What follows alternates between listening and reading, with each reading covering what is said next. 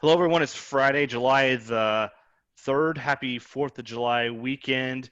Thanks for joining us, Brent and I, sharing some thoughts from this week. So, Brent, the big piece of USDA news was the acreage report. 5 million fewer acres of corn than what we thought back in March. Soybeans were mostly unchanged. So, the markets had their first significant good week, I guess, in a long time. So you had some thoughts on the acreage report, and then I'll talk about the scores a little bit here after that.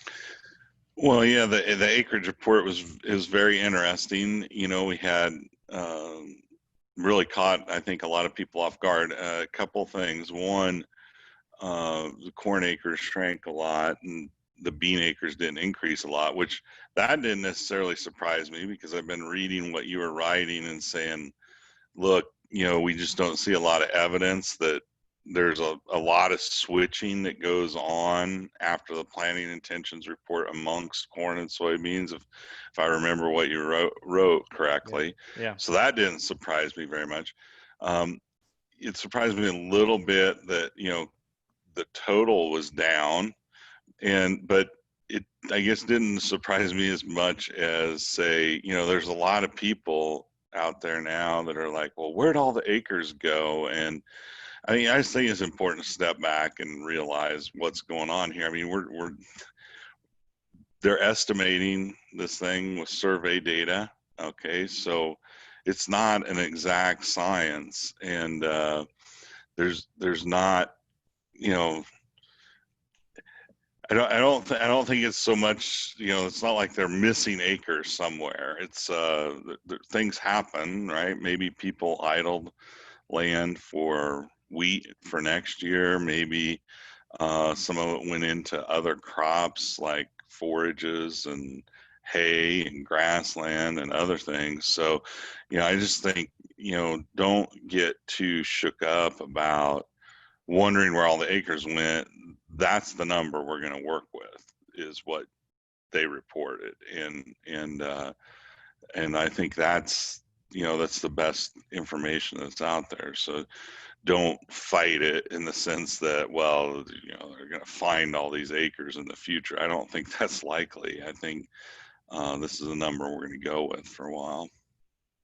Yeah, I think that's the thing that comes to my mind is we wrote about this a lot in the past. Prevent plant is a year in, year out phenomenon.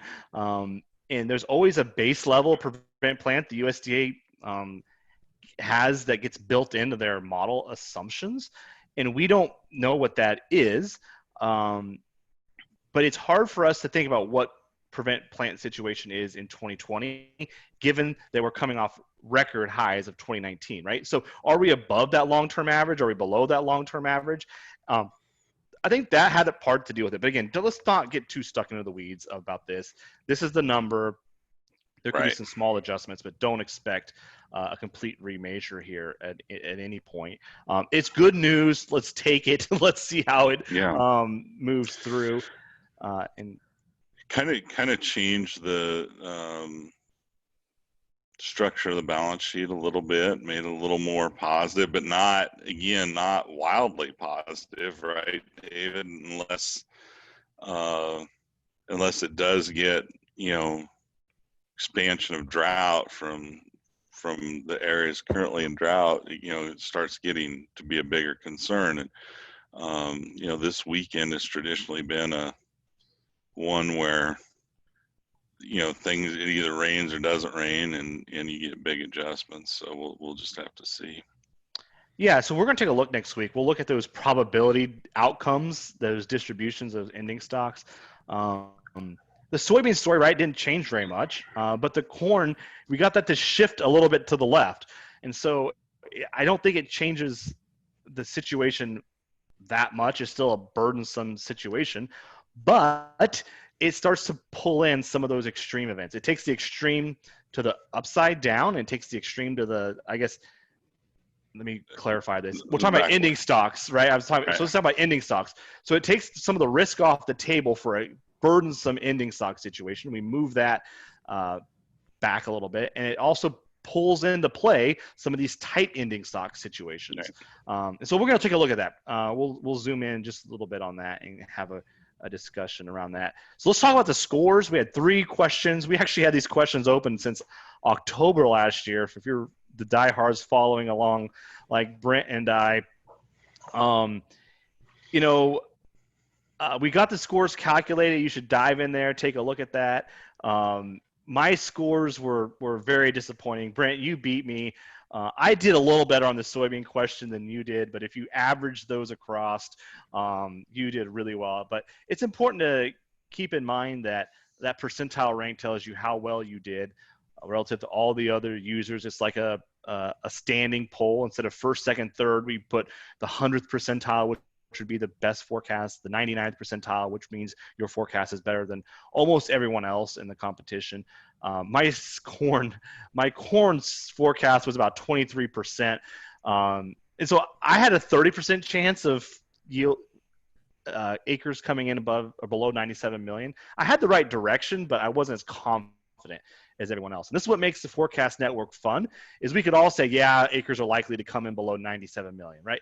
Everybody on Twitter and every coffee shop in the country can sit back and say, yeah, we knew this was going to happen, right?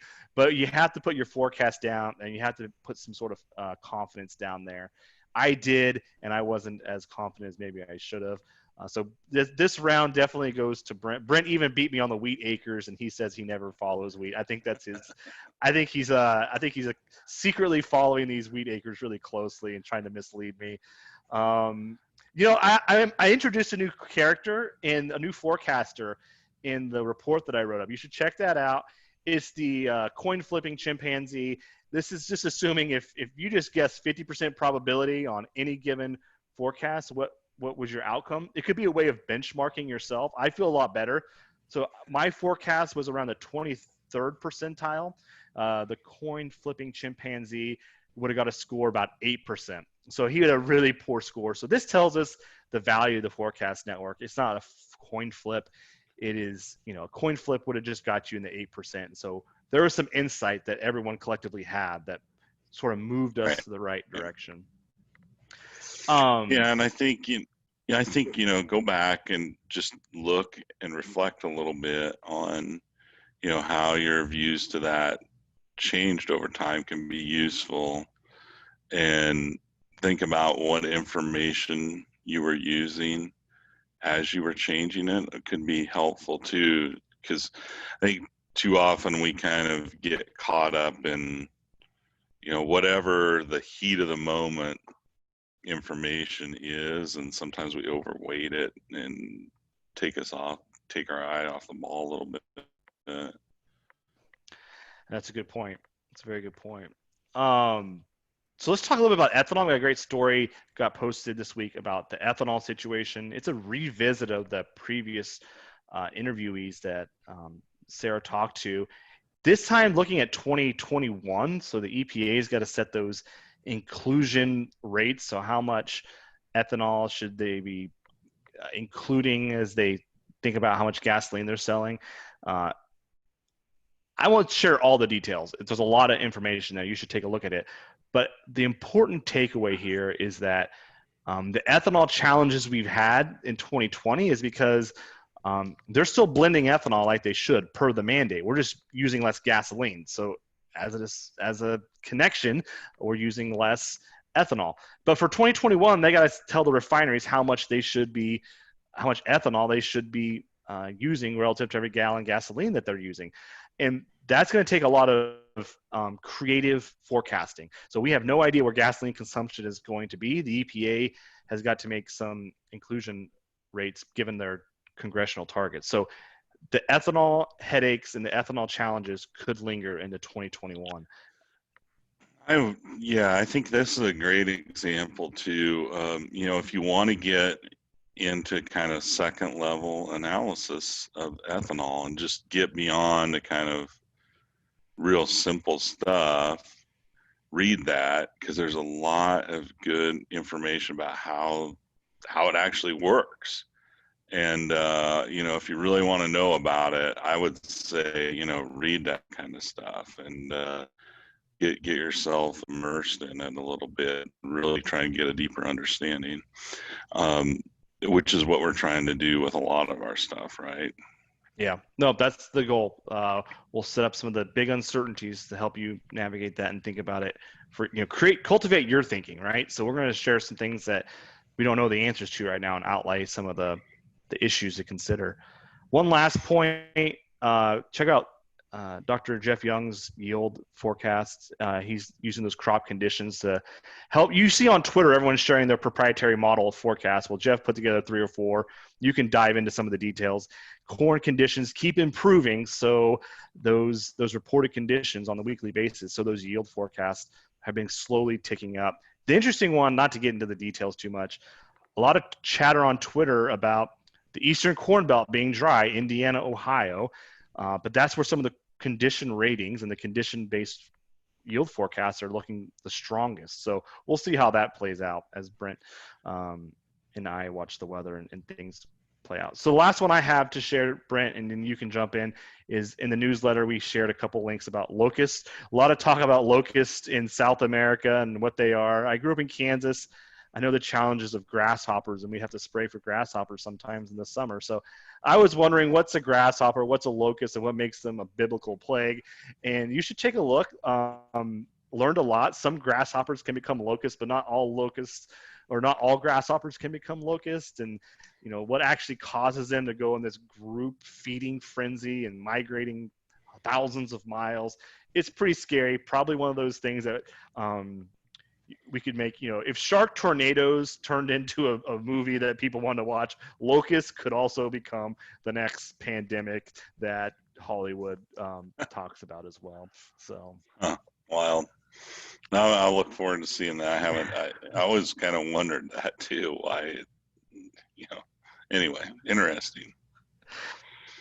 All right, well, that's all we have for this week. Thanks for joining us. We'll be back next week. Enjoy your 4th of July weekend. Hope you have a good weather and good time with family and friends. Thanks. Yep. Bye.